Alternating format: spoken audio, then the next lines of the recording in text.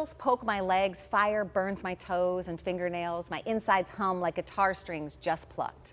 Those are the powerful words of Pittsburgh author Sharon G. Flake as she steps inside the mind of an 11-year-old boy in her latest book, Once in a Blue Moon. It tackles anxiety, family, friendships, and segregation, all packaged together in a heartwarming story. And she joins us now in the studio to share why you should pick up a copy. So nice to bring one in. So tell us who inspired this story. Can't wait to hear all about it. Well, you know, my father inspired it. My dad is 96 years old.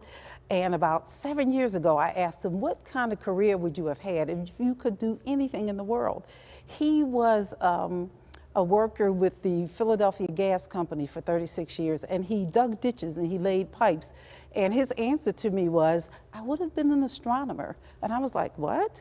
Like, my father graduated the 8th grade, but in a way it made sense, his answer, because he had perfect recall. He's still alive, but his memory is not as great as it was, but it's still pretty good. But he had perfect recall. Him and my mother read 3 different newspapers a week. And back then, newspapers were thick as books, right? He watched all the political pundits. He watched history and science. So it made perfect sense. But what he also told me was when he was a little kid, he would stare out the window and look up and try to figure out what was going on behind, you know, the clouds, right? One-room schoolhouse in the South. And so it made perfect sense. Yes, you would have been an astronomer. Oh, what I love is you're saying that. I'm picturing, here's this man, 96 years old. He spent his life, you know, doing like hard manual labor, digging in the ground. Yet he had his eyes and mind up on the stars. Oh, absolutely, it's right? Beautiful. All right. This is not your first book. You've written 11 stories over the last 23 years. Right. Tell me a little bit about your craft and how you come up with your characters and your stories. You know what? I don't write books the way some people think I would. You know, I don't know the beginning or the middle or the end or where I'm going. I take just one germ. I knew I wanted to deal with astronomy, a kid who had his eye on the sky. And I start there and I let the characters take me where they want me to go. It's a lot of writing and rewriting, but no more than any other writer would do. And so James Henry, I came up with his name because my father's name is Henry. His brother's name is James, and I had never met him. And I wanted to honor, my dad again is 96. I wanted to honor him. I wanted to honor a smart, everyday, average black man. James Henry loves astronomy. He and his sister sit on the roof of the house at night and they pretend that they're going to Jupiter and all over the world, the universe, as a matter of fact. He has a huge imagination and huge fears, right? And anxiety because something has happened. He feels responsible for it. He won't talk about it and he won't really leave the house. Then one day his sister says, listen, I have the answer.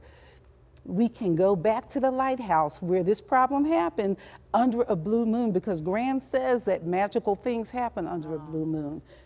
So it becomes a book about imagination, about the power of family and friendship and the power of being able to name it and say what might be bothering you. Well, we know representation in all forms of our society are so important. I know you do write for sort of the young black voice, different young readers, but also up to kind of teenage readers. Right. What are you hoping that they get from the stories? You know what, we always say that you should be able to find yourself almost in anybody's story. And so over the years, I've had young people of all backgrounds, young black girls with my novel, The Skin I'm In, which I'm most known for, saying, you changed my life and my destiny because I never saw a black girl in a book before your book. Or when you hear that, that's just so powerful. It gives you goosebumps. It gave me right? goosebumps just now. Right, right. Or a young gay boy in Boston who ran up to me, Miss Sharon, I started a book club called The Skin I'm In. The book just came out in Italian. Or this book, already hearing from people that don't look like me, who look like me. It's told in verse. It's my first book in verse, which is a form of poetry. And for those people who are like, poetry, oh my God, right? Give it a chance. Give it a chance. It's very simple. They're all forms of poetry. And if you're going to reach children, you have to be able to speak the way they speak. And so, of course, I hope I'm right there with them. And you're from Pittsburgh. You're one of ours. I love it. I'm originally from Philadelphia, Philly, I know. but I've been here so long. You went to Pitt. I went to Pittsburgh. I worked at Pitt for about 20 something years. I love the city. So I've been here so long, I can't keep saying I'm from Pittsburgh. Philadelphia. You got all of Pennsylvania covered. Oh, thank you. And you did say, again, you write for a certain voice, but you do hope that the characters are found in all the stories. Oh my God, I love it. They fall down, but then they get back up. Life lessons. Life lessons, they fall down, they get back up. It's told in the way, all of my books, they move really fast. So kids are like, oh my God, I can't put it down. It seems like a movie. And again, anxiety, friendship, those go across all genres. They go across all communities, right? And all groups and ethnic groups, so. In all ages too. In I all love too, you ages, said too. if you read my books and recognize yourself in whole or in part, then I've done my job. Then I've done my job. This one's a big story wrapped in a young voice. Sharon, I think you've done your job. Oh, thank you. You're so amazing. Nice to meet you. I love your work, and I can't wait to check out more of it. And we want everyone to encourage everyone to go out and read this newest edition. I really appreciate it. Thank you. Thank you. Still to come on the show, a local restaurant is creating a lasting connection between Pittsburgh and Mexico. We get a taste of a popular and authentic dish right here in our kitchen. Mary has more when we come back.